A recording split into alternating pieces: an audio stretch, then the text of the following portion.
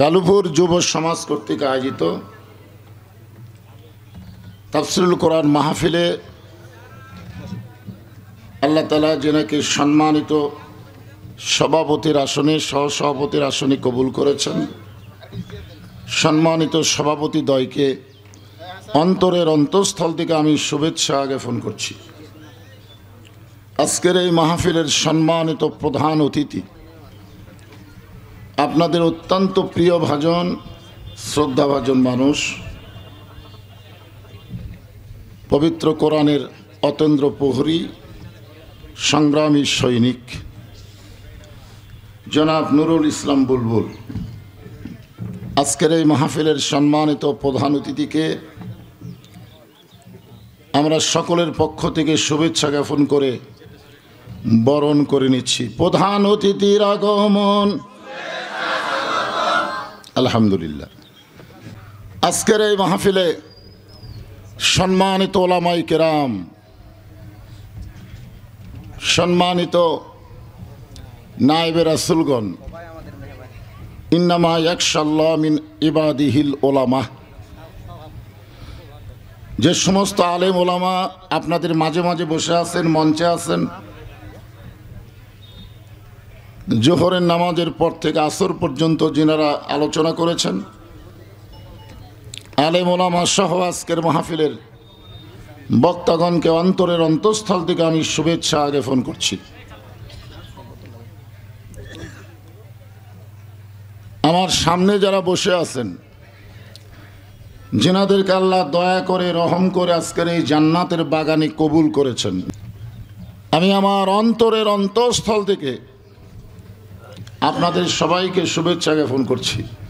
আমি এখানে এসে একটা জিনিস আশ্চর্য হয়েছি যে আপনাদের এলাকায় পুরুষ মানুষের কাজ বেশি, নারীদের কোনো কাজ নেই। কারণ জোহরের পর থেকে এত মা বোনেরা আজকের এই মাহফিলে এসেছেন যাদের কোনো জায়গাই হচ্ছে না। তাহলে কাজ বেশি পুরুষের, নারীদের কোনো কামই নেই। আসলে নারীরা কি? আল্লাহ কোরআনে বলেছেন, অকরনা ফি বুয়ুতিকুন্না ওয়ালা তাবাররুজনা তাবাররুজাল জাহিলিয়াতিল উলা। মেয়েরা ঘরের মধ্যে থাকবে, ঘরের বাহির হতে পারবে না। কোন মেয়ে? মুসলমান যারা নারী যদি ঘর থেকে বাহিরে হতে চায়, ঘরের পরিবেশ নিয়ে তাদেরকে বের হওয়া লাগবে। ওই জাহেলি যুগের মেয়েদের মতন সাজুগুজু করে বের হওয়ার কোনো পারমিশন মুমিনা নারীর নাই। এ কথা কার? আরো জোরে বলেন। আমরা বাংলাদেশের মুসলমান সবচাইতে বড় নিগৃহীত, নিষ্পেষিত এবং অবহেলিত, অপমানিত একটা জাতি। আমি এখানে চারটা কথা বললাম: নির্যাতিত, নিগৃহীত, অপমানিত একটা জাতি, যাদেরকে দীর্ঘদিন নারীরাই শাসন করেছে। তোর এখন কথা ঠিক কিনা? আল্লাহ রাসূল বলেছেন, মা তারাকতু বাদি আলা উম্মতি ফিতনাতুন, মা তারাকতু বাদি আলা উম্মতি ফিতনাতুন আদর আলা রাসূল মিনান নিসা। রাওয়াহুল বুখারী কিতাবুল ফিতান। বুখারী শরীফের কিতাবুল ফিতান অধ্যায় রয়েছে পুরুষ জাতি। আল্লাহ রাসূল বলেছেন, আমার পরে আমার উম্মতের জন্য সবচাইতে বড় ফিতনা হলো পুরুষের উপরে নারীরা নেত্রী হবে। কথা কন না? রাসূলের এই হাদিসের সাথে আপনারা একমত না দ্বিমত? হালাকাতির রাসূল হিনা আতাতিন নিসা, মুত্তাফাকুন আলাইহি। বুখারী এবং মুসলিম শরীফের মধ্যে রয়েছে, পুরুষ জাতি তখনই ধ্বংস হয়ে যাবে যখন তারা নারীদের আনুগত্য করবে। তো যাই হোক, আমার সম্মানিত মা বোনদেরকে আমি অত্যন্ত শ্রদ্ধা করি, সম্মান করি। তাদেরকে শুভেচ্ছা জ্ঞাপন করে এই মুহূর্তে জানতে চাচ্ছি আপনারা সকলে কেমন আছেন? জি আলহামদুলিল্লাহ, আলহামদুলিল্লাহ রব্বিল আলামিন। যে আল্লাহ শারীরিক সুস্থতা দান করে মানসিক প্রশান্তি লাভের জন্য আজকের এই জান্নাতের বাগানে কবুল করলেন, আমরা সে আল্লাহর উপরে খুশি না বেজার? তাহলে জবান খুলে সমস্বরে সকলে বলবো রব্বানা লাকাল হামদ হামদান কাসীরান তাইয়িবান মুবারাকান ফিহি। আমরা আল্লাহর প্রশংসা করলাম। কেন করলাম?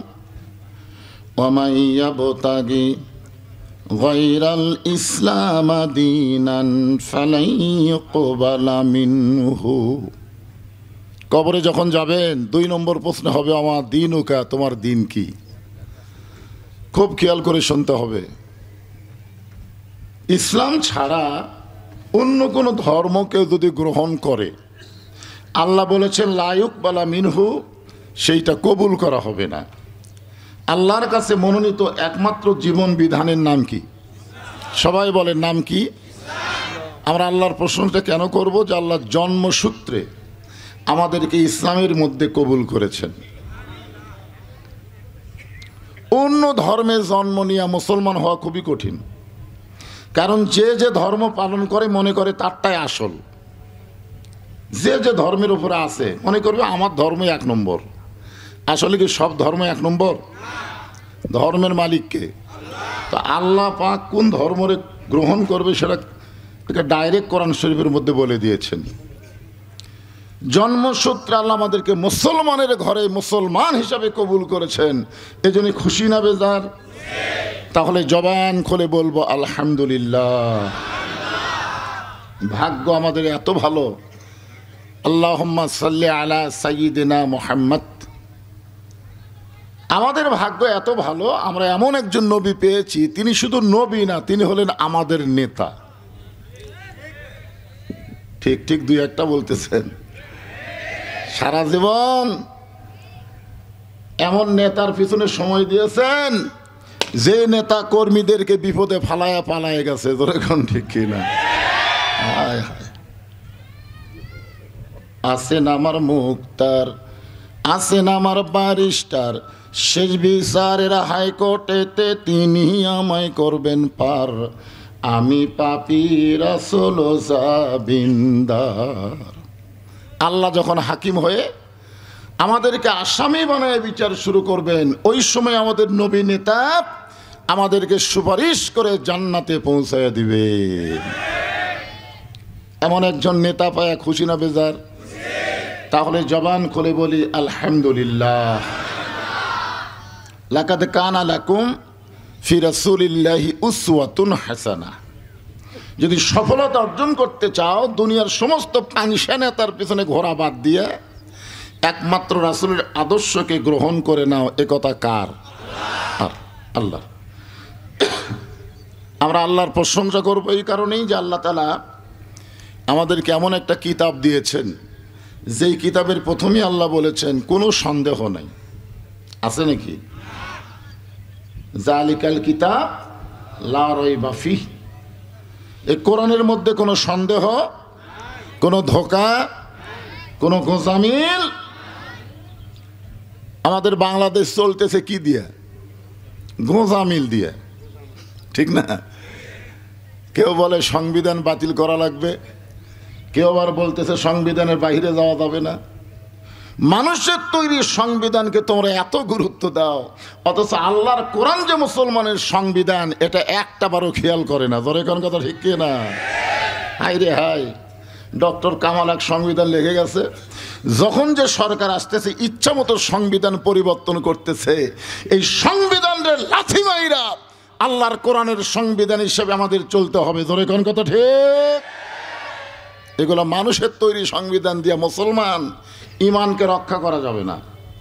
ইমানকে রক্ষা করতে গেলে অনুনাজ্জিলু মিনাল কুরআনি মা হুয়া শিফাউ ওয়া রাহমাতুল লিল মুমিনিন।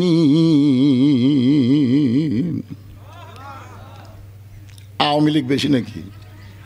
হ্যাঁ, বাংলাদেশের আওয়ামী লীগের মধ্যে আল্লাহু আকবার নাই। যখন কথা ঠিক কিনা? ওরা কি দিয়া মিছিল শুরু করে, কি দিয়ে শেষ করে, আল্লাহ ভালো জানে। জালো রে জালো। আসলে মরে গেলে যারা জাহান্নামের আগুনে জ্বলবে, এদের জালো দিয়েই তো শুরু হবে। যখন ঠিক কিনা? সাবেক প্রধানমন্ত্রী হাসিনার স্বামী ওয়াজেদ মিয়া জাফরুল ইসলাম চৌধুরীর কাছে কাছে চাকরি নিবেন।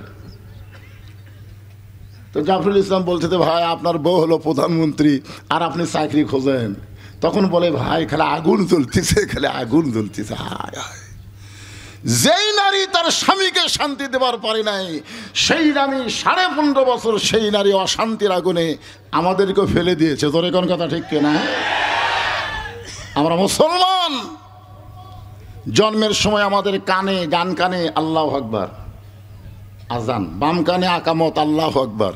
মরে গেলে লাশটা সামনে থুয়াও ইমাম সাহেব আবার বলবেন আল্লাহু আকবার। জোরে কোন ঠিক কিনা? যখন কোরআন তেলাওয়াত হয় তখন কি ঈমান কমে? আল্লাহ কোরআনে বলেছেন ওয়াইজা তুলিয়াত আলাইহিম আয়াতুহু জাদাতুহুম ঈমানা ওয়া আলা রাব্বিহিম ইয়াতাওয়াক্কালুন। কোরআন তেলাওয়াত শুনলে ঈমান বেড়ে যাবে, জবান খুলে বলবেন আল্লাহু আকবার। এই খেয়াল করেন আসর শব্দের অর্থ কি? আবহমান কাল। এই যে নামাজ আমরা কিছুক্ষণ আগে আদায় করলাম মসজিদে, ওই নামাজের নাম কি? আসর। এই সময় অত্যন্ত গুরুত্বপূর্ণ একটা বিষয়। আপনার বলেন তো সময়ের দাম আছে না নাই? আপনাদের কাছে না থাকলেও আল্লাহর কাছে আছে। আমি যখন আয়নার সামনে দাঁড়াই বর্তমানে, আমাকে আমার ঈমান বলে দেয় তোর সময় নাই, সময় শেষ। তখন আব্দুল আলিমের একটা গান বারবার মনে হয়, মিশে মায়ায় বন্দি থাইকা করলাম কত খেলা, পশ্চিমে তাকায়া দেখো তোমার ডুইবা গেছে বেলা। যে কোনো সময় আমাদের হায়াতের বেলা শেষ হয়ে যাবে। যেরকম ঠিক কিনা? সময় অত্যন্ত গুরুত্বপূর্ণ একটা বিষয়। বর্তমান বাংলাদেশে যে সময় চলতেছে এটা কেমন সময়? দুঃসময়। আপনারা বলেন জামাতের এরকম একজন আমির কোরআনের মঞ্চে এরকম বক্তব্য দিবার পারবে? সেই মাহফিল অনুমতি দিবে? কথা বলেন না কেন, দিবে? 5ই আগস্টের আগে জামাত ইসলামের একটা অফিসও খোলা ছিল না, সব অফিস বন্ধ ছিল। এখন কথা ঠিক কিনা? আজকে জামাত ইসলামের একজন আমির, একজন নেতা সেখানে মাইক ধরে বক্তব্য দিচ্ছে। সময় ভালো না খারাপ? এখনই বললেন দুঃসময়।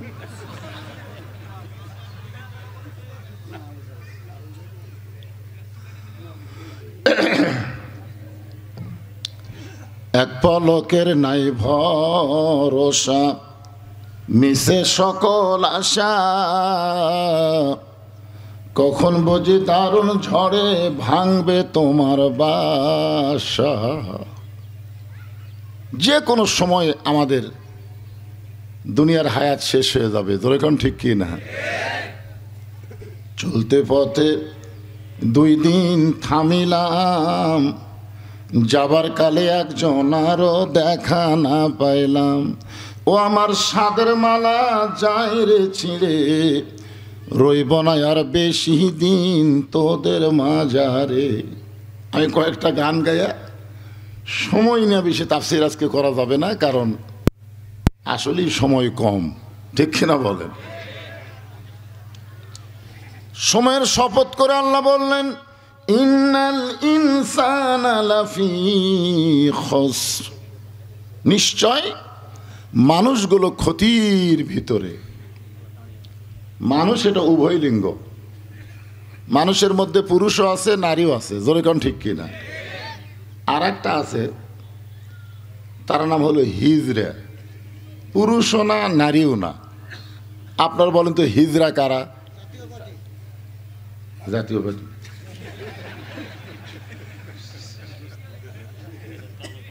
মানে হিজড়া কারো পক্ষে নাই, পুরুষেরও পক্ষে নাই, নারীরও পক্ষে নাই, ওই মাঝখানে অবস্থান করে। হিজড়া হলো তারাই যারা ধর্ম নিরপেক্ষ, ধর্ম নিরপেক্ষ যারা হিজড়া তারা। ধরে কোন কথা ঠিক কি না? আপনার বলেন তো কেউ যদি বলে আমি নিরপেক্ষ, ভাই আমি নিরপেক্ষ, বুঝবেন ওই হিজড়া। কারণ নিরপেক্ষ আল্লাহ না, আল্লাহ যদি নিরপেক্ষ হতো তাহলে আল্লাহর কোরআন অনুযায়ী আমাদের চলতে বলতো না। যখন কথা ঠিক কি না? আল্লাহ নিরপেক্ষ হলে জাহান্নাম তৈরি করতো না। জাহান্নাম তৈরি করেছে, জান্নাত তৈরি করে আল্লাহ বুঝাইছেন যারা জান্নাতি হবে আমি আল্লাহ তাদের পক্ষে, যারা জাহান্নামী হবে আমি আল্লাহ তাদের বিপক্ষে। ইন্না মানে নিশ্চয়, ইনসান মানে মানুষ, লাফি মানে ভিতরে, খুসরুন মানে ক্ষতি। নিশ্চয় মানুষগুলো ক্ষতির ভিতরে। এখন আপনাদের কাছে আমার প্রশ্ন হলো, আল্লাহর যত সৃষ্টি আছে সবচাইতে মহব্বতের সৃষ্টি আল্লাহ করেছেন তার নাম কি? আপনারা মনে হয় মানুষ সম্পর্কে জানেন না। জানেন? মাটির আদমকে আল্লাহ তৈরি করিয়া ঘোষণা করিলেন আল্লাহ শ্রেষ্ঠ বলিয়া, তাই নূরের ফেরেশতা করে মানুষকে সেজদা, সবার চেয়ে দিলেন মাটির মানুষকে সম্মান। সুবহানাল্লাহ বলেন। যে মানুষকে আল্লাহ তাআলা এত সম্মান দিলেন সেই মানুষ ক্ষতির ভিতরে, আল্লাহ কেমনে বলতেছে? একটু চিন্তা করার দরকার আছে না নাই? যেখানে আল্লাহ তাআলা ইবাদতের কথা বলেছেন, অমা খলাকতুল জিন্না ওয়াল ইনসা ইল্লা লিয়াবুদুন, জিন এবং মানুষকে আমি আল্লাহ ইবাদতের জন্য সৃষ্টি করেছি। আর ক্ষতির কথা আল্লাহ বলতে গিয়ে জিনক মাইনাস করে শুধু মানুষের কথা বললেন। এখানে আল্লাহর বলা দরকার ছিল ওই আয়াত অনুযায়ী, ইন্নাল জিন্না ওয়াল ইনসানা লাফি খুসর, নিশ্চয় জিন এবং মানুষ ক্ষতির ভিতরে। কিন্তু আল্লাহ জিনকে বাদ দিয়ে শুধু মানুষকে ক্ষতির মধ্যে এ কথা কেন বললেন? আপনারা জানেন? না জানলে বলবেন জানি না। কথা কয় না, কথা না বললে কাম হবে।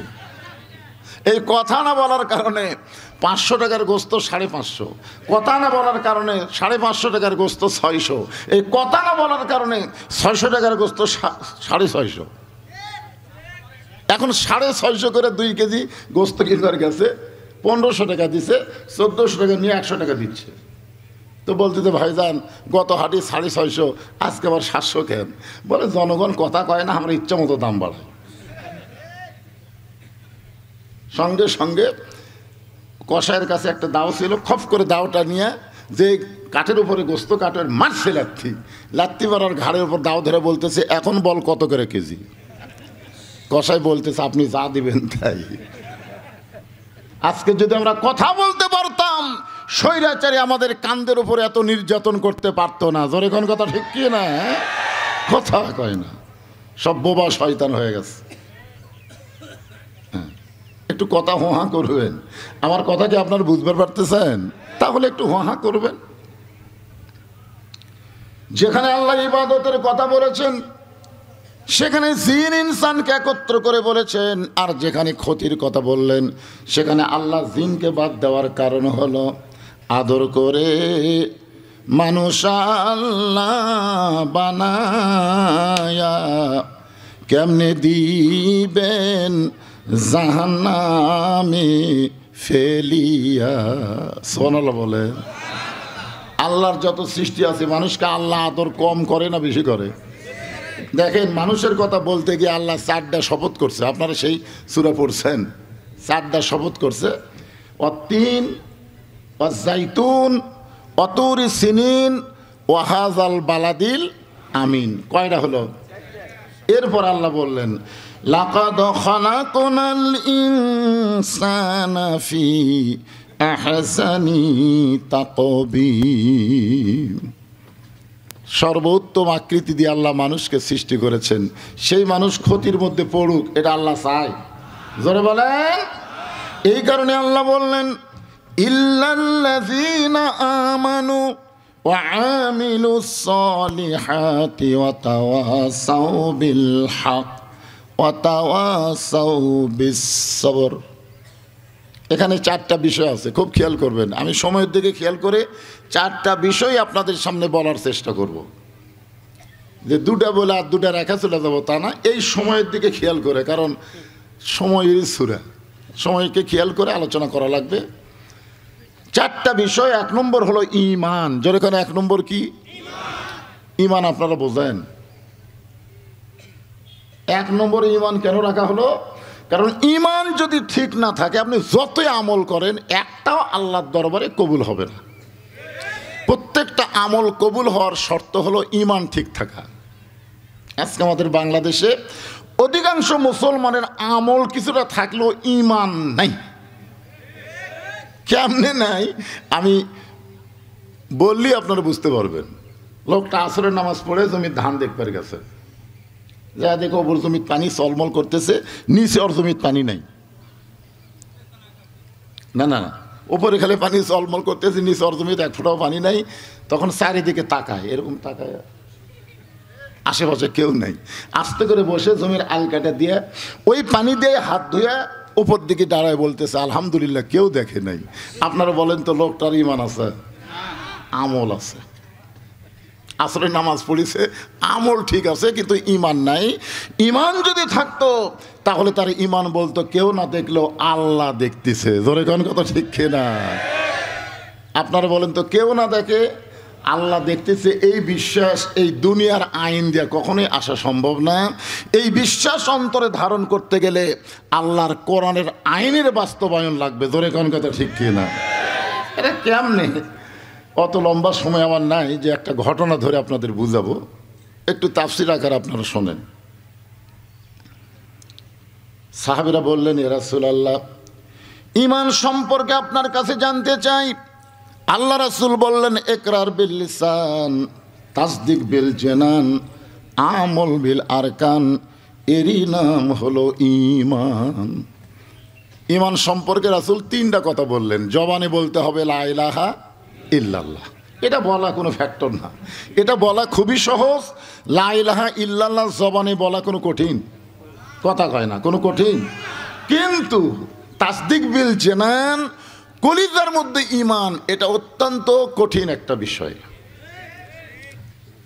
এখন উকিল এসে বলতেছে আসামিকে, আসামি হলো ইসলামী আন্দোলনে একটা দলের আমির, তাকে এসে উকিল বলতেছে যে আপনার তো ফাঁসির রায় হয়ে গেছে, যে কোনো সময় ফাঁসি কার্যকর হবে। তাসদিক বিল জানান, কলিজার মধ্যে ঈমান। কলিজার মধ্যে যখন মুসলমানের ঈমান থাকবে, ওই মুসলমান আল্লাহ ছাড়া অন্য কাউকে পরোয়া করবে? জোরে বলেন, করবে? আপনার ফাঁসি কার্যকর হবে। কিন্তু যদি রাষ্ট্রপতির কাছে দরখাস্ত লেখেন, রাষ্ট্রপতি যদি দয়া করে তাহলে ফাঁসির দণ্ড মওকুফ হতে পারে। রাষ্ট্রপতি আপনাকে মাফ করে দিতে পারেন। তাসদিক বিল জানানের আসামি বলতেছে, আমি আমার জীবনে তিনটা রাষ্ট্রপতিকে মরা দেখছি ক্ষমতা থাকতেই। একটা হলো বঙ্গবন্ধু শেখ মুজিবুর রহমান, একটা জিয়াউর রহমান, একটা জিল্লুর রহমান। যারা ক্ষমতার চেয়ারে থাকতে মরে যায় তাদের কাছে কোনো ইমানদার জীবন ভিক্ষা চায় না। ধরে কোন কথা ঠিক না? উকিল বলতেছে এই গোয়ার্কের কারণেই তো আপনার ফাঁসি হবে। ইমানদার বলতেছেন, ওয়ালা তাকুলু লিমান ইউকতালু ফি সাবিলিল্লাহি আমওয়াতুন বাল আহইয়াউ ওয়ালাকিন লা তাশউরুন। আল্লাহ রাস্তায় যাদেরকে ফাঁসি দেওয়া হবে, আল্লাহ রাস্তায় যাদেরকে হত্যা করা হবে, বাতিলের বিরুদ্ধে হককে প্রতিষ্ঠা করার জন্য আবু সাইদের মতন যারা জীবন দিবে তাদেরকে তোমরা মৃত্যু বলো না, আমি আল্লাহ বলতেছি তারা জীবিত। আল্লাহর এই কোরআনের আয়াত যে কত বড় পাওয়ারফুল। কিছুদিন আগে গ্রাম সম্পর্কে আমার এক ভাই, তার ছেলে হয়েছে, আমারই কয় হুজুর আমার তো আল্লাহ একটা ছেলে দিল, কি নাম রাখবো? তা আমি বললাম আবু সাইদ রাখো। ওই যা খুশি হয়ে গেছে, কয় হুজুর আমার মনেই নাই যে 24 সালের স্বাধীনতার প্রথম অগ্রনায়ক হলো আবু সাইদের, আমার মনেই নাই। ওর ছেলেরটা নাম রাখছে আবু সাইদ। আমার এক খালা তো বোন, আমার খালা আমারে মোবাইল করে বলতেছে তার একটা মেয়ে হয়েছে, কি নাম রাখা যায়? হুজুর মানুষ তো, আমি কইলাম মেয়েটার নাম রাখেন হাসিনা। যেই হাসিনা কছি বাবা, খালা সেই গরম হয়ে বলতেছে তুমি একটা আলেম হয়ে একটা জালিমের নাম কেমনে বলো? আর হাসিনা যে জালেম এটা এখন বাংলার রন্দে রন্দে বোঝা গেছে। তোর এখন কথা ঠিক না? আমি চিন্তা করে দেখলাম, আগে হিন্দুকে বলেছিলাম তোমার ছেলের নাম ইয়াজিদ রাখো, ও যেমন আমার উপর গরম হয়েছিল তার সাথে বেশি গরম আছে আমার খালা। আমি সেদিন থেকে বুঝলাম 100 বছর বাংলাদেশে কোন নারীর নাম কেউ হাসিনা রাখবে না। জোরে কোন কথা ঠিক কিনা? এখান থেকে প্রমাণ হলো আল্লাহ রাস্তায় যারা জীবন দেয় তারা মরে না, তারা অমর হয়ে থাকে। তাসদিক বিল জানানের পরে হলো আমল বিল আরকান। ঈমান অনুযায়ী আমল করতে হবে। আমল যদি আপনারা না করেন তাহলে ঈমান থাকবে না। এমন কিছু আমল আল্লাহ দিছে, ধরে কোন কথা ঠিক কি না, যার মধ্যে একটা আমল কিছুক্ষণ আগে আসরের নামাজ আমরা পড়লাম, আবার কিছুক্ষণ পরে মাগরিবের নামাজ আমাদের পড়া লাগবে। কিছুক্ষণ আগে আমরা যে নামাজ পড়লাম তার নাম কি? কিছুক্ষণ পরে যে নামাজ পড়বো তার নাম কি? মাগরিবের। রাসূল বলেছেন লা সালাত আলা ঈমানা, যার নামাজ নাই তার আবার ঈমান নাই। চিন্তা করছেন?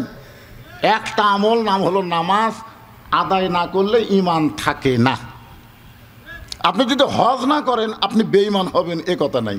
আপনি যদি যাকাত না দেন আপনি বেঈমান হবেন এ কথা কিন্তু নাই।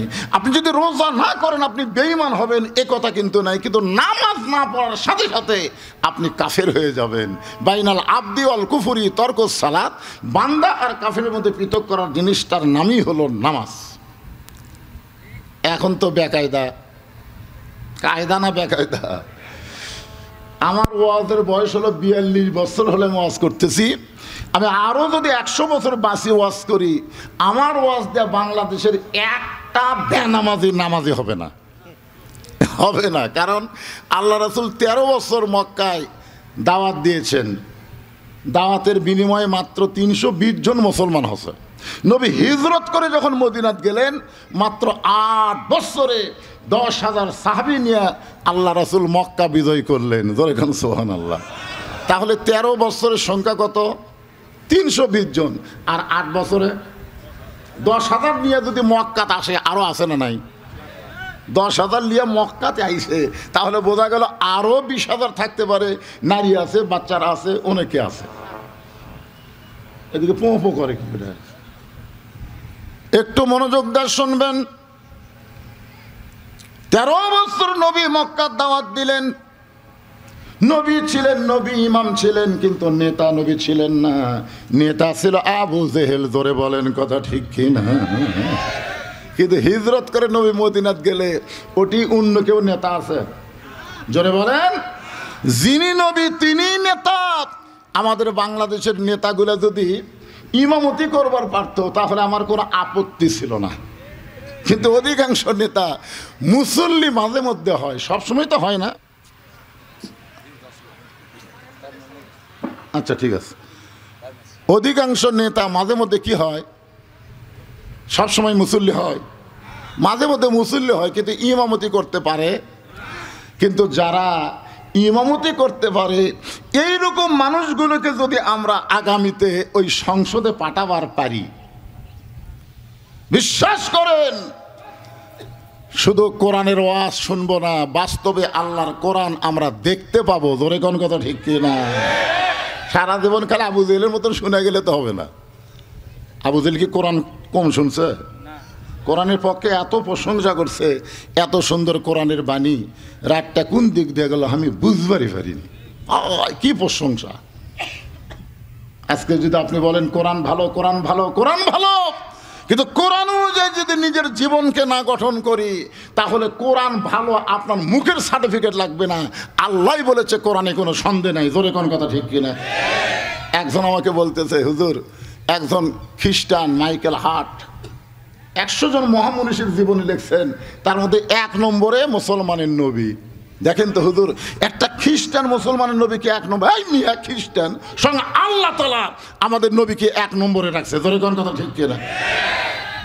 তুমি মাইকেল হার্টের কিতাব পড়ো কেন? কোরআন পড়ো, তাহলে বুঝতে পারবা আমাদের নবী নেতা কয় নম্বরে। কথা কন না কেন?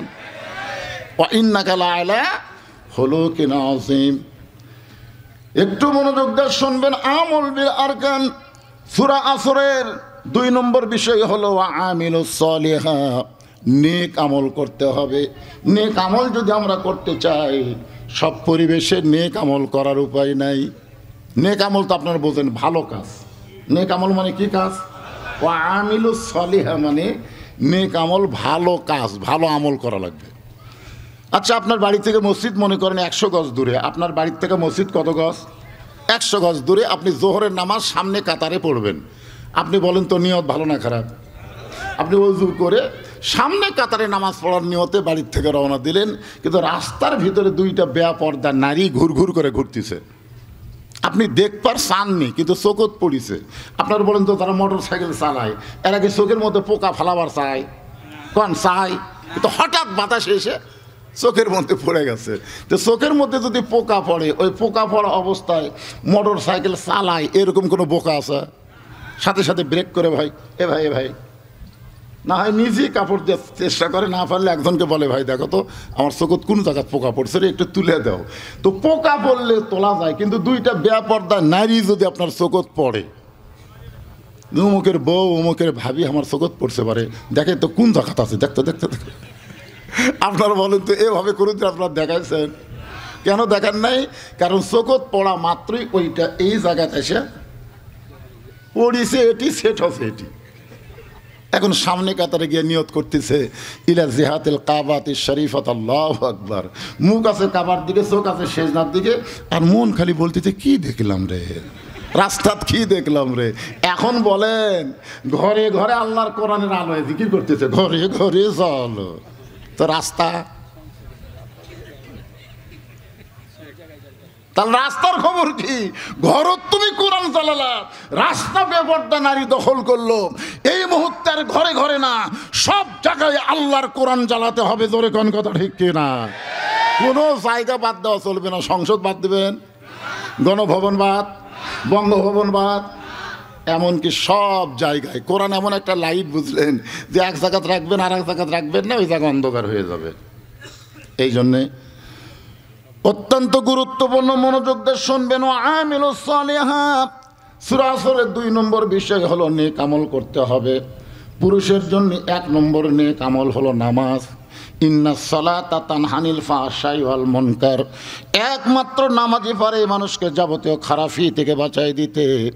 ইন্না আকরামাকুম, একমাত্র নামাজই পারে মানুষকে যাবতীয় খারাপি থেকে বাঁচাই দিতে। এই জন্য আল্লাহ বলেছেন আল্লাযীনা ইম্মাক্কান্নাহুম ফিল আরদ, মুসলমানের মধ্যে কাউকে যখন ক্ষমতার চেয়ার দেওয়া হবে, ওই চেয়ারে বসার পরে তার 1 নম্বর দায়িত্ব হলো পদ্মা সেতু নির্মাণ করা। 1 নম্বর দায়িত্ব হলো 2 লাইন রাস্তা 4 লাইন করা, রাস্তার উপর ফাইবার দেওয়া, বাল্য বিয়া বন্ধ করা, মাদক মুক্ত সমাজ করা। এগুলো সবই কাজ হতে পারে, তবে 1 নম্বর কাজ না। 1 নম্বর কাজ হলো আকামুস সালাত, নামাজ কায়েম করা। আজকে আমাদের সব যুবকেরা যদি 5 ওয়াক্ত নামাজ জামাতে আদায় করত, যুবকের কাছে যতই মোবাইল থাক আমাদের কোনো টেনশন হতো না। যতই থাক টেনশন হবে না, কারণ ওই নামাজ আছে। নামাজ যার আছে সেই যুবক কোনোদিন অশ্লীল ভিডিও দেখবে না। ধরে কোন কথা ঠিক কিনা? আর এই শালা যারা বেনামাজি, ওরা দরজা জানলা বন্ধ করে দিয়েই বলবি কেউ তো আর দেখতেছে না রে, সবাই ঘুমে গেছে, এই সুযোগে মারি। 2 কান্দের ফেরেশতা, আল্লাহ ই যে বলতেছে কেউ দেখতেছে না, তাহলে আমরা 2 জন কি করি? যখন কোনো যুবক অশ্লীল ভিডিও দেখে তখন ফেরেশতার যে কী বিপদ হয় বুঝলে, এই শালার সাথে আমরা 2 জন কি করি রে। তোমার 2 কান্দে 2 মোহরি লিখিতেছেন ডায়েরি, দলিল দেখে রায় দিবে, টাকা পয়সার নাই কারবার। কিরামান কাতিবিনা ইয়ালামুনা মা তাফআলুন। আছে না নাই? যেরকম আছে না নাই? একমাত্র নামাজই পারে মানুষকে যাবতীয় খারাপি থেকে বাঁচাই দিতে। পুরুষ মানুষের জন্য 1 নম্বর নেক আমল হলো নামাজ, আর নারীদের জন্য 1 নম্বর নেক আমল নামাজ না। নারীদের জন্য 1 নম্বর নেক আমল হলো পর্দা। সবাই বলা লাগবে, মেয়েদের জন্য 1 নম্বর নেক আমল কি? আরো জোরে, জোরসে বলুন। মেয়েরা যদি পর্দার ভিতরে যায়, আমাদের একটা যুবকও নষ্ট হবে না। আজকে বেপর্দা নারীর কারণেই আমাদের যুবকগুলো 3 মাথা 4 মাথা ঘুরতেছে, এমন ঘোরা ঘোরে। ও যে একটা গান শুনছেন, সাবি মাইরা দিছে সাইরা জনম ভরা ঘুরিতাছে। পরিমণির মতন একটা খারাপ মেয়ে এমন চাবি মারছে ভাই, ওই পাগলা হয়ে সারাদিন টাউরা হয়ে ঘুরতেছে। জোরে কোন কথা ঠিক কিনা? আল্লাহ রাসূল খাদিজার কাছে শুয়ে আছেন গভীর রাত্রে। মা খাদিজা রাসূলকে বললেন, ইয়া রাসূলুল্লাহ, যে কোনো সময় আমার মৃত্যু হবে, হুজুর আমার জন্য ভালো কোনো খবর কি আপনার আছে? রাসূল বলেন, খাদিজা, ওই আল্লাহর শপথ করে বলতেছি, 10 জন পুরুষকে আল্লাহ জান্নাতের সার্টিফিকেট দিয়েছে, 10 জন নারীকেও আল্লাহ জান্নাতের সার্টিফিকেট দিয়েছে। খাদিজা বলে, হুজুর পুরুষের মধ্যে 1 নম্বর আবু বকর, 2 নম্বর ওমর, 3 নম্বর ওসমান, 4 নম্বর আলী, 5 নম্বর আব্দুর রহমান ইবনে আউফ, 6 নম্বর জুবাইর, 7 নম্বর তালহা, 8 নম্বর সাদ ইবনে আবি ওয়াক্কাস, 9 নম্বর আবু সাঈদ, 10 নম্বর ওবাদ ইবনুল জাররাহ।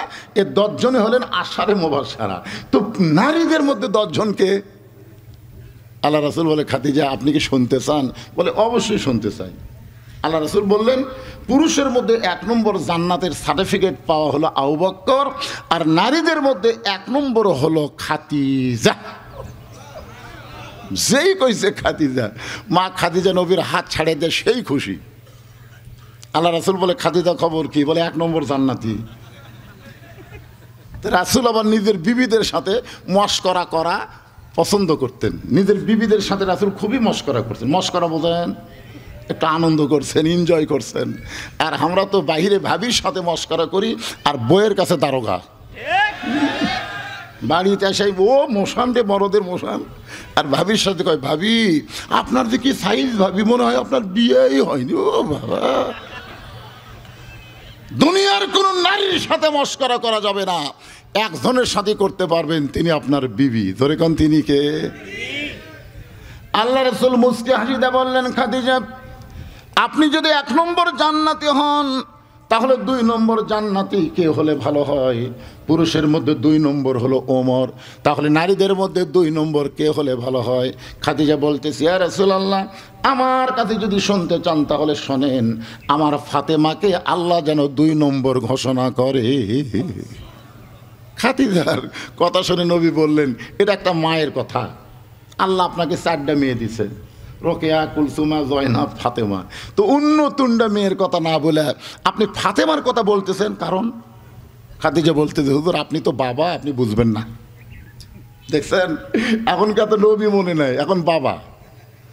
আপনি হলেন বাবা, আপনি বুঝতে পারবেন না, কারণ বাবা আনন্দে মাতিয়া সাগরে ভাসাইয়া সেই যে চইলা যায়, খবর লয় না মাজন ধরিয়া উদরে, কতই যতন করে, 10 মাস পরে পায় প্রসবের বেদনা, এমন দরদি ভবে কেউ হবে না আমার মা।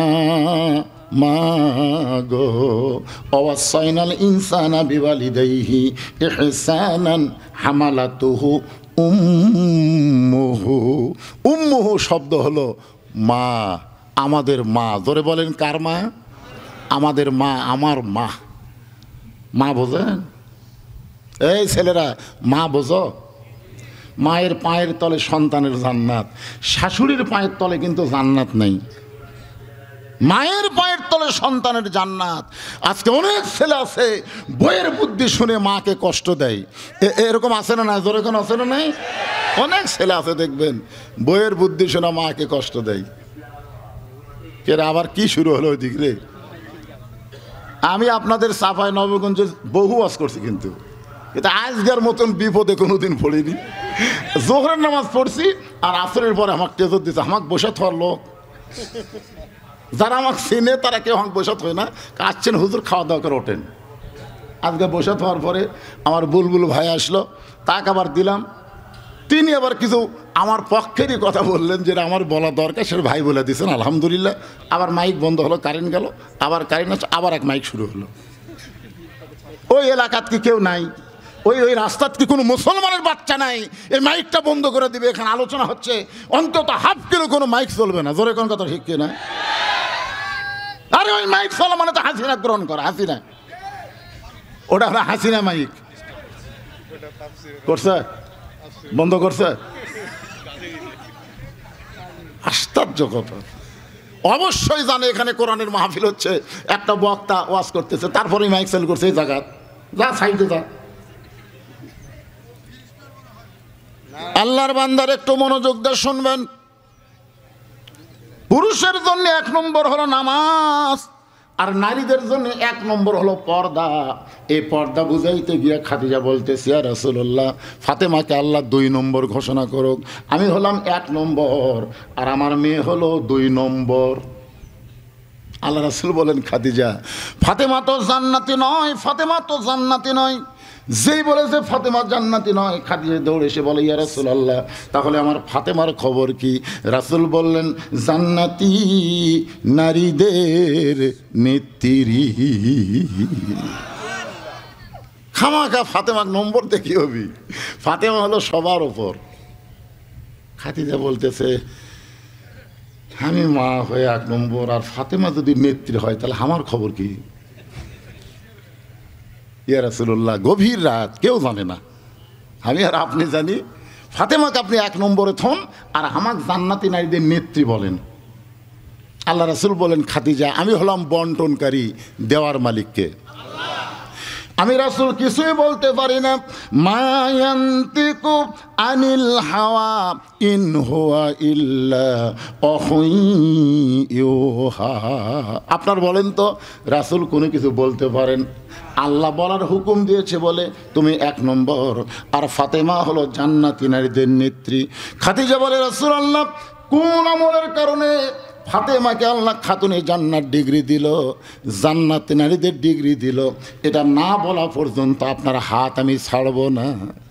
খফ করে নবীর হাত ধরে বলতেছে, কোন আমলের কারণে আমার পেটের মেয়ে ফাতেমাকে আল্লাহ খাতুনে জান্নাত ডিগ্রি দিল, এটা না বলা পর্যন্ত হাত ছাড়ব না।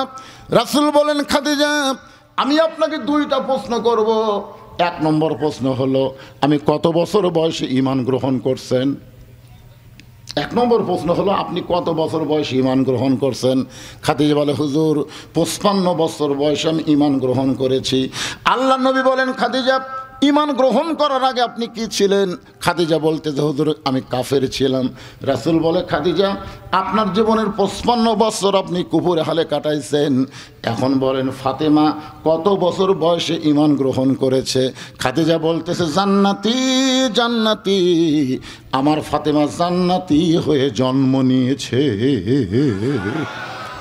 এখন আপনি চিন্তা করেন, 1 নম্বরে কে জিতল, খাদিজা না ফাতেমা? 2 নম্বর প্রশ্ন হলো, খাদিজা আপনার মুখের চেহারা কেমন, আপনার দাঁতের চেহারা কেমন, আপনার গায়ের রং কেমন, এটা দুনিয়ার কত পুরুষ বলতে পারে? আপনি কি তার হিসাব দিবার পারবেন? খাদিজা বলতে যে, হুজুর 40 বছর বয়সে আপনাকে যখন স্বামী বলে স্বীকার করলাম, ওই সময় মক্কার সবচাইতে ধনবতী রমণী ছিলাম। এই ধনবতী রমণী হওয়ার পিছনে কারণ হলো আমার অনেকগুলো ব্যবসা ছিল। এই ব্যবসা চালাইতে গিয়া হাজার হাজার পুরুষের সঙ্গে আমার লেনদেন হয়েছে। ওই পুরুষগুলো আমার চেহারার খবর জানে, আমার দাঁতের খবর জানে, আমার গায়ের রঙের খবর বলতে পারবে। রাসূল কান্দার বলে, খাদিজা দুনিয়ার শত শত পুরুষ আপনাকে চিনে, এখন বলেন আপনার পেটের মেয়ে ফাতেমাকে দুনিয়ার কত পুরুষ বলতে পারবে?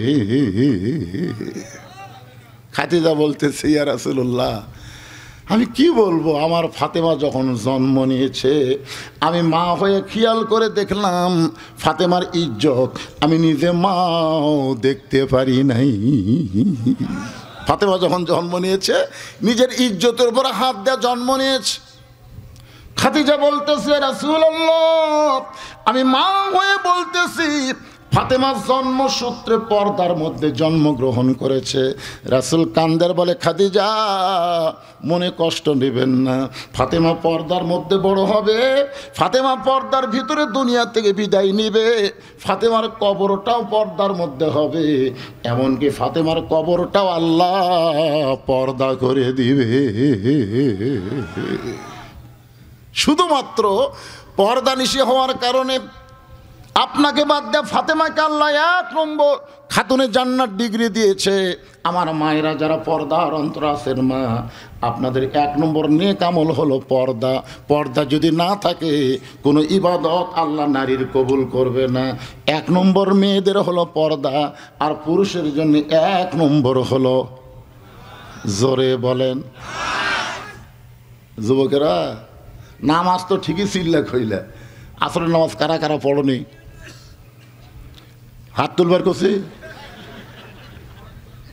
এখানে অনেক যুবক আছে যারা নামাজ পড়েনি, ওয়াজ শুনতেছে।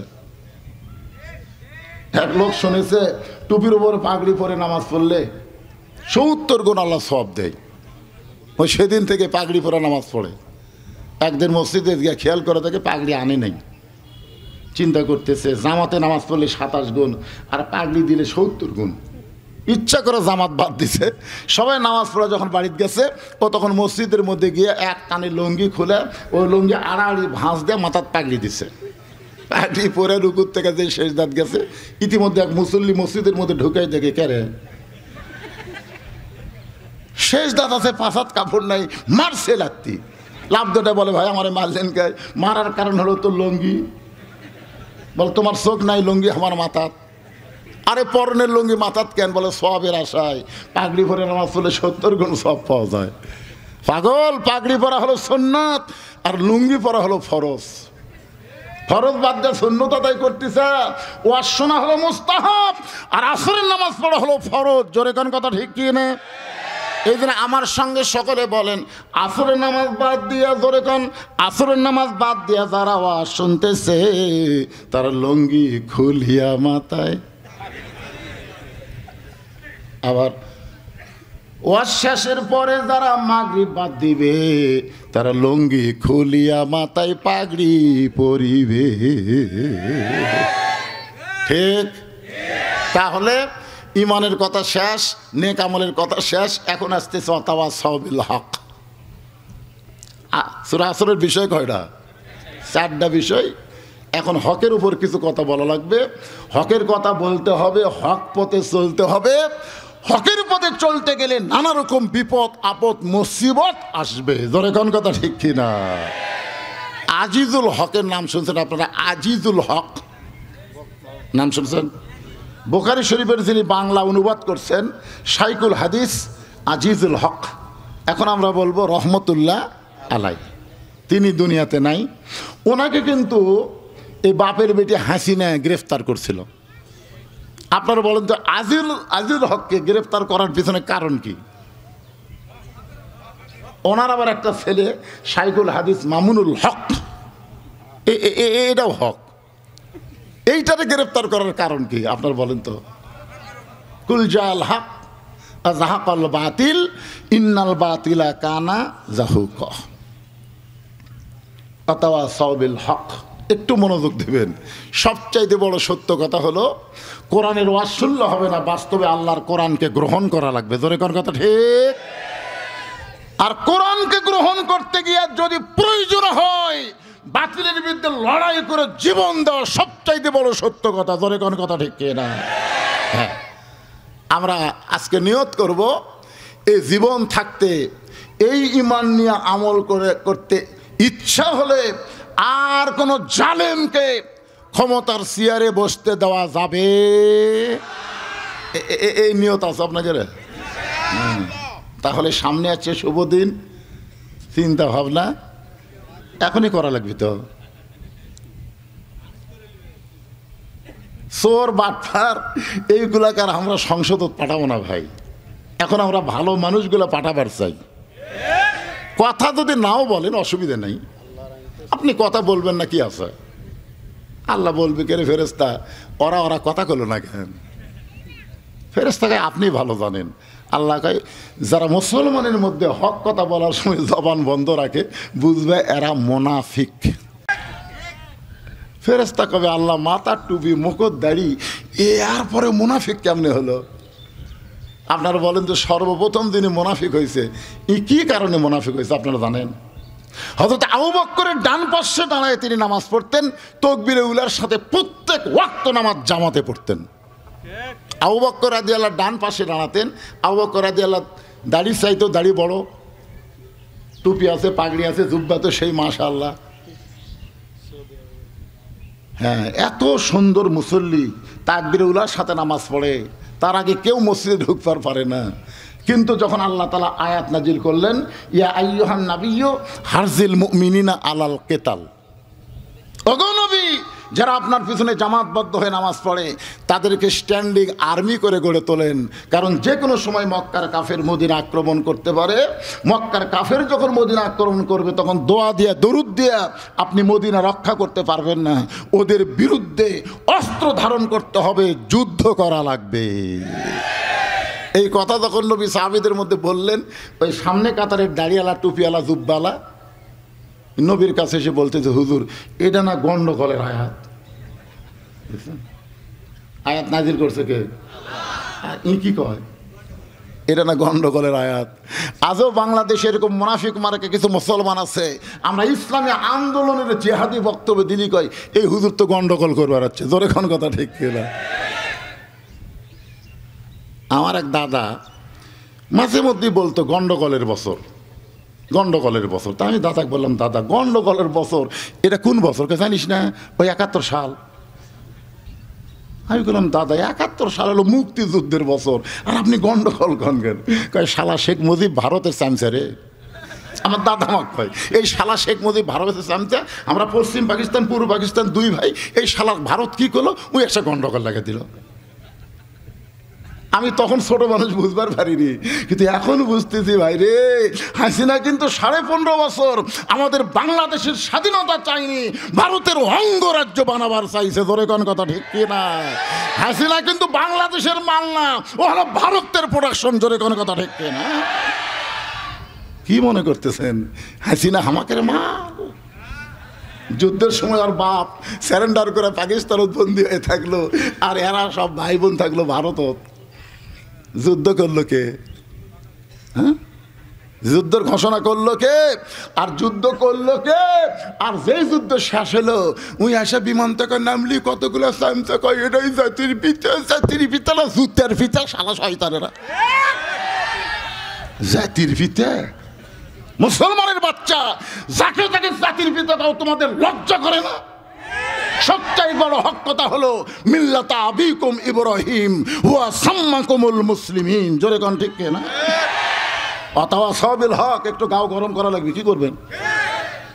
হক কথা বলবে, ঠান্ডা মেজাজে কোনো গপ্প হবি না, অসুবিধা আছে? হক কথা বলতে হবে, হক পথে চলতে হবে। আল্লাহ কোরআনে বলেন, ওয়ালা নাবলুওয়ান্নাকুম বিশাইয়্যিম মিনাল খাউফি ওয়াল জুই ওয়া নাকসিম মিনাল আমওয়ালি ওয়াল আনফুসি ওয়াস সামারাতি ওয়া বাশশিরিস সাবিরিন। কি বুঝলেন? এই যে মুরব্বী আর করলে তো রাগ করে পারে। আমি তো শেষই করে দেবো বাজান। অথবা সবিল হকের পরে অথবা সবির সবর আছে না নাই? আবার সিরিজ সবিরিন। আমি তো চলে আসতেছি, আমার তো ঘড়ি হাতত আছে, বুঝতেছেন না? যেমন সময় তেমন অভাব হবে। সময় 2 ঘন্টা ফলে এই 4টা বিষয় আমি বেশি ব্যাখ্যা করতাম, সময় কম, একটু অল্প ব্যাখ্যা। তাই বলে কি কোনো লাইন বাদ দিয়ে চলে গেলে হবে? সবগুলাই বলা লাগবে। এখন আপনি বলেন, মেয়েটার বিয়ে হয়েছে, সামনে বাচ্চার মা হবে। আপনারা বলেন তো, মা হওয়া কি এতই সহজ? হ্যাঁ, এখনকার অধিকাংশ মা পেট বাচ্চা আসলে স্বামী কানে কানে বলে, স্বামী গো আমি কিন্তু সিজার করব। ওরে বাবা রে! এখন স্বামী বলে, তুমি আমার কলিজার টুকরো বউ, দরকার হলে সব বেঁচে তোমাকে সিজার করাবো। কি বলবো প্রসবের কথা, মা বিন সেই ব্যথা কেউ তো বুঝিবে না। মাজন ঠেকিয়া সন্তানের দায়, অকালে মা মারা যায়, কেন সে মায়ের ভক্তি করো না। এমন দরদি ভবে কেউ হবে না আমার মা গো। মায়ের পায়ের তলে সন্তানের জান্নাত। এখন প্রসব বেদনা শুরু হয়ে গেছে, বুঝলেন? এই বুকের থেকে বেদনা শুরু হয়। আপনার মনে করেন নিচের দিকে না, আগে বুকের কলজার থেকে শুরু হয়। কঠিন বিপদে পড়ে বেদনার চোটে মা চিল্লায় বলতেছে, মরে দেবো, গলার দড়ি দেবো, বিষ খাবো, এই জীবন আর রাখবো না। দাদি নানি দৌড়ে আসে, আশা ঘরের মধ্যে তুলাকে, কি করলি? বলি, দাদি এই কষ্ট আর সহ্য করা যাবে না, এই প্রসব বেদনার কষ্ট, আমি মরে যাবো, গলার দড়ি দেবো, বিষ খাবো। দাদি নানি জোর করে বিছনায় শোয়ায়, ঠান্ডা পানির মধ্যে নরম কাপড় চুবড়ায় কপালের উপর দিয়ে বলে, ধৈর্য ধর, অতাওয়া সবিস সবর, ধৈর্য ধর।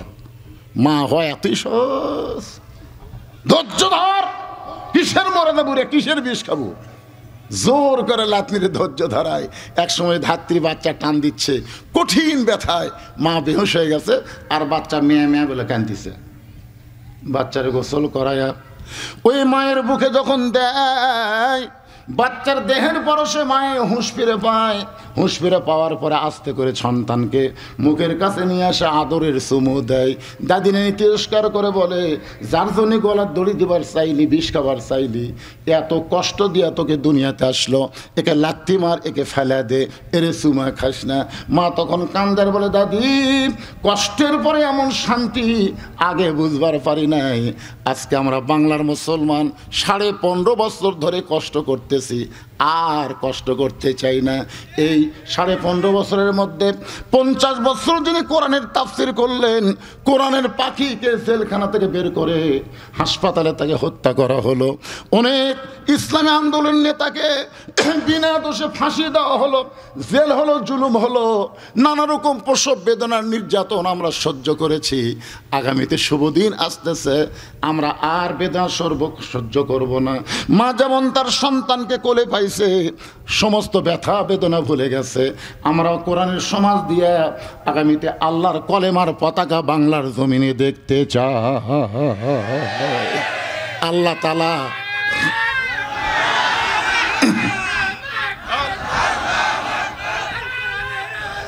লিল্লাহে তাকবীর। সব দেখামাকের শেষ, আগামীতে দেখবো আমরা আল্লাহর কোরআনের বাংলাদেশ। আল্লাহ আমাদের সকলের জন্য কবুল করুক। সকলে বলে আল্লাহুম্মা আমিন। ইস্তেগফার পড়েন, সংক্ষিপ্ত একটা দোয়া হবে, কারণ কিছুক্ষণ পরে মাগরিবের নামাজের আজান দেবে। আস্তাগফিরুল্লাহ লাযী লা ইলাহা ইল্লা হুয়াল হাইয়ুল কাইয়্যুম ওয়া আতুবু ইলাইহি। আল্লাহুম্মা আমিন। আল্লাহুম্মা আনতাস সালাম ওয়া মিনকাস সালাম, তাবারাকতা ইয়া যাল জালালি ওয়াল ইকরাম। আয় আল্লাহ তাআলা, কষ্ট করে মেহনত করে এত সুন্দর আয়োজন যারা করেছে, টাকা পয়সা খরচ করে, আল্লাহ তাদের আয়োজনকে জান্নাতের বিনিময়ে কবুল করে নিন আল্লাহ। ও মাবুদ মাওলা, আমি গুনাহগার, সূরা আসর থেকে কিছু সময় আলোচনা করেছি আল্লাহ, সকলকে বুঝ মোতাবেক আমল করার তৌফিক দিয়ে দাও।